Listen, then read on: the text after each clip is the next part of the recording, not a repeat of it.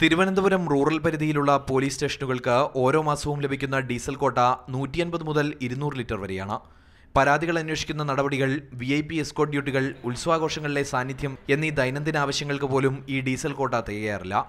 ഇങ്ങനെ വരുന്ന സാഹചര്യത്തിൽ അധിക ക്വാട്ടയായി വീണ്ടും കുറഞ്ഞത് 200 ലിറ്റർ വരെ ഡീസൽ വേണമെന്ന് പോലീസ് സ്റ്റേഷനുകൾ റൂറൽ SP ഓഫീസിനോട് ആവശ്യപ്പെടുകയാണ് പതിവ്. എന്നാൽ അധിക ക്വാട്ടയായി ആവശ്യപ്പെടുന്നതിന്റെ 4/1 പോലും അനുവദിച്ചു കിട്ടുന്നില്ലെന്നതാണ് ഇപ്പോൾ സ്റ്റേഷനുകൾ നേരിടുന്ന പ്രതിസന്ധി. ഇതോടെയാണ് നൈറ്റ് പെട്രോളിംഗ് ഉൾപ്പെടെയുള്ള അവശ്യ പോലീസ് സേവനങ്ങൾ മുടങ്ങിയത്. ഡീസൽ നിയന്ത്രണം കാരണം ജീപ്പുകൾ പലതും പകലും രാത്രിയും സ്റ്റേഷനുകളിൽ വിശ്രമമാണ്. പരാതികൾ അന്വേഷിക്കുന്ന നടപടികളെയും ഇത് ബാധിച്ചു. ഡീസൽ നിയന്ത്രണം പ്രായോഗികമല്ലെന്ന് കണ്ടെത്തിയതിനെ തുടർന്ന് സിറ്റി പോലീസ് പരിധിയിൽ ഇത് പിൻവലിച്ചിരുന്നു. അതേസമയം റൂറൽ പോലീസ് പരിധിയിലെ ബുദ്ധിമുട്ടുകൾ ശ്രദ്ധയിൽപ്പെട്ടിട്ടും ബന്ധപ്പെട്ട അധികൃതർ ഇതുവരെ അനുകൂല തീരുമാനം കൈക്കൊണ്ടിട്ടില്ല. പെട്രോളിംഗ് നിന്നതോടെ മോഷണം, സാമൂഹിക വിരുദ്ധരുടെ ശല്യം ഉൾപ്പെടെയുള്ള പരാതികളും റൂറൽ പരിധിയിൽ വർദ്ധിച്ചിട്ടുണ്ട്.